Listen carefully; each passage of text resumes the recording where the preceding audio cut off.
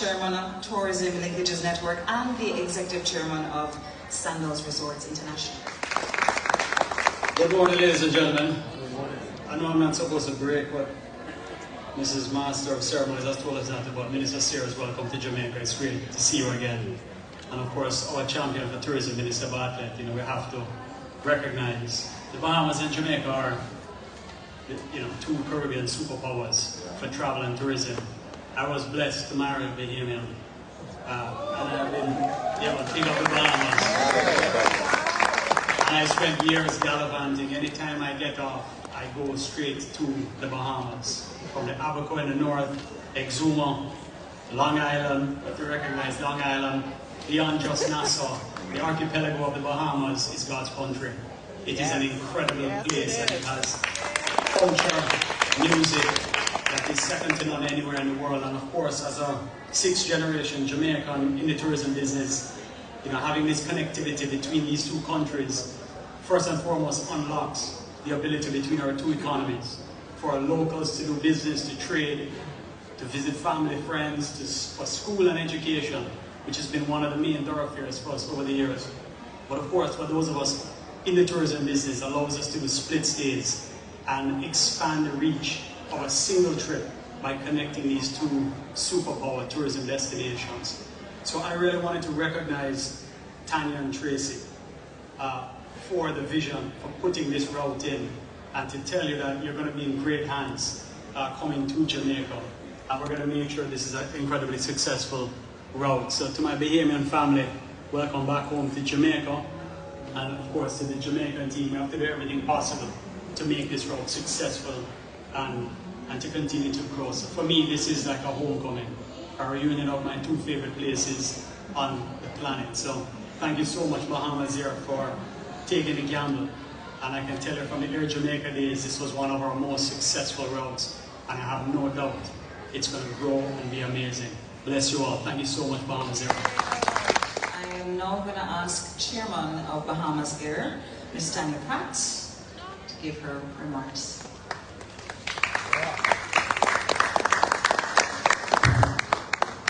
Good morning, everyone. Don't mind the folder. I'm going to be brief as well. And Adam, thank you so much for being an ambassador for the Bahamas. You sure you know what you're going to get citizenship?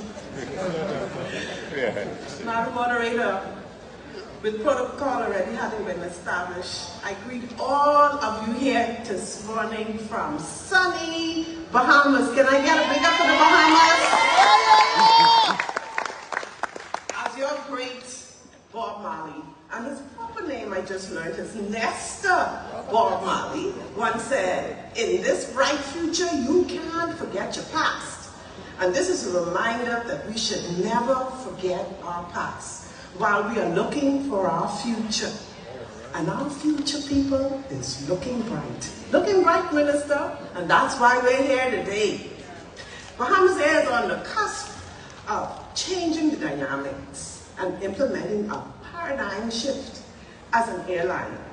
Now, we have met challenges. We've had so many challenges and we've weathered many storms, both literally and figuratively, but by the grace of God, we're here today. And that is a testament that we are indeed on the right path. As we strive to expand our network and connect the Caribbean to the world, in our Jamaica campaign represents your commitment and our commitment as a national flag carrier to enhance the air transport sector, aiming to create a niche beyond all expectations. And so today, I celebrate this significant milestone.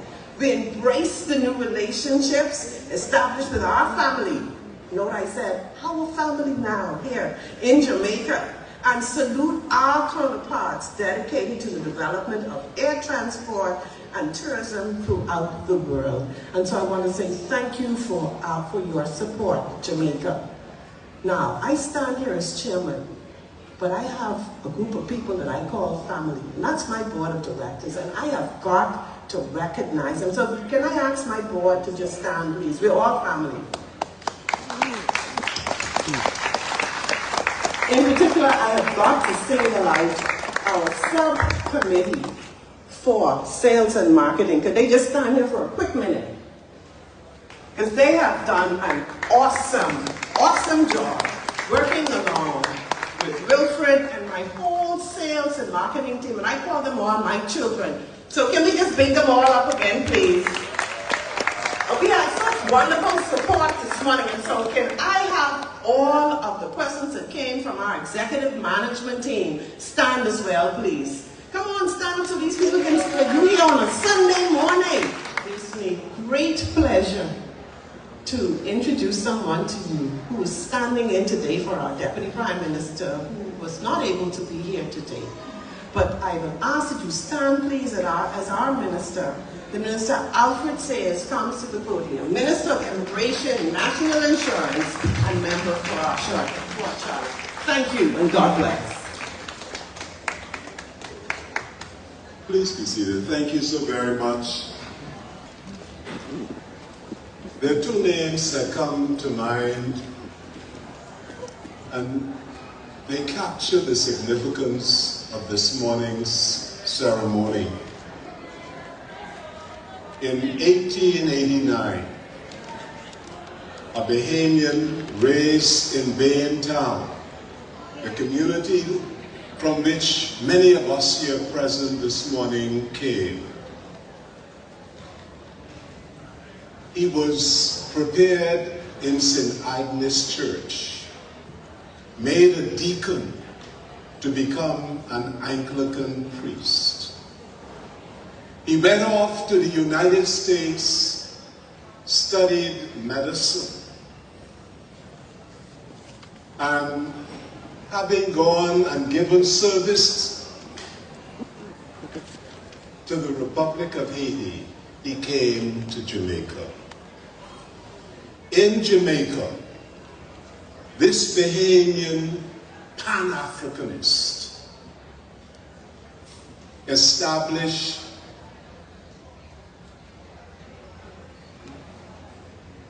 one of the newspapers which exists to this day.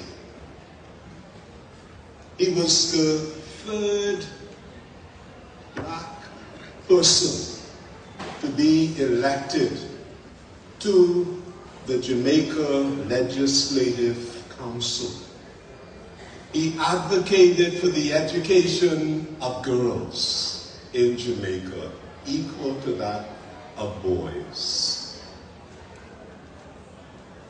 I am reminded this morning of Dr. Joseph Robert Love.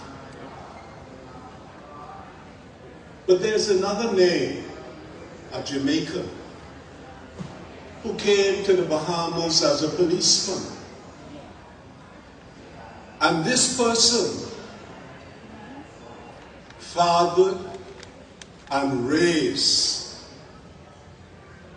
our leader, who would lead the struggle for majority rule, who would carry the country into political independence. And as Prime Minister in 1985, against the opposition of Margaret Thatcher, would lead the Commonwealth to ban South Africa from sports, sanction South Africa, and call for the release of Nelson Mandela. So, the significance of this morning between the Commonwealth of the Bahamas and Jamaica runs deep. This connectivity is a continuation of people-to-people connectivity, as Robert Love and Arnold Pindling have demonstrated, which have contributed to the development of both countries. Therefore, I'm especially pleased to offer remarks of the Bahamas' Deputy Prime Minister and Minister of Tourism, Investment and Aviation, the Honorable I. Chester Cooper. and the people of the Commonwealth of the Bahamas. Deputy Prime Minister has asked me to personally convey his best regards to the Honorable Minister of Tourism, Edmund Bartlett, and Ambassador Adam Stewart for your relentless advocacy for the tourism sector of our region. And I'm now asking for Mr. Tracy Cooper, Managing Director, Bahamas Air, to give his response.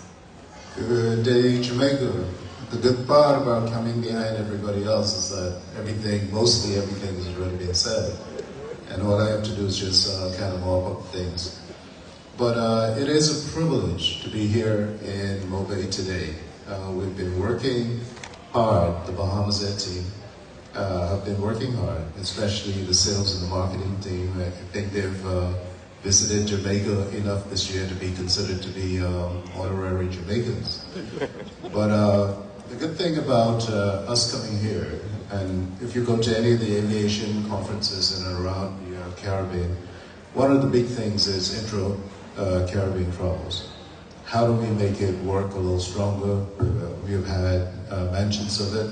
How do we make sure that flights in and around the Caribbean can actually move not just the tourists, but also our people? And this year is just Bahamas Air trying to do its part. We're already flying, I would consider it to be the nexus, if you look at Cuba and Providenciales and Haiti. And moving on to Jamaica is just the natural next step. So we're here for that. We'd like to thank Montego Bay Airports for working with us. We'd like to thank GCG ground handlers, as well as True Flight, I believe it is, as far as maintenance. And so we'd like to also, I would like to give a personal thank you to the team, the maintenance, the sales and our marketing team that was done such a pivotal job in making this happen. Good afternoon, everyone. Oh boy, I am so proud today. So proud of my Bahamas Air family. I just want to say thank you to all of you for taking the time and making the effort to be here with us as we celebrate this special occasion. But there's some persons on this flight that we have really got to say thank you to. So where's Wilfred? We've got to really take a Wilfred. Where's your hand, Mr. Mullins? Team. Yeah. Where's the rest of the team? Yeah. And then to my board subcommittee, Dr. Cargill. Take a bow. Oh, Director Mel, all the way from Cat Island. Take a bow. Man, look at my flight attendants, man. They invite treatment today. And so thank you to all of you. Minister, thank you so much for coming. Madam Ambassador, thank you. Minister McIntosh, our MD. Love all of you. And what did they say in Jamaica again? Irene. Safe flight, everyone. Love you all. Blessings for this great Sunday.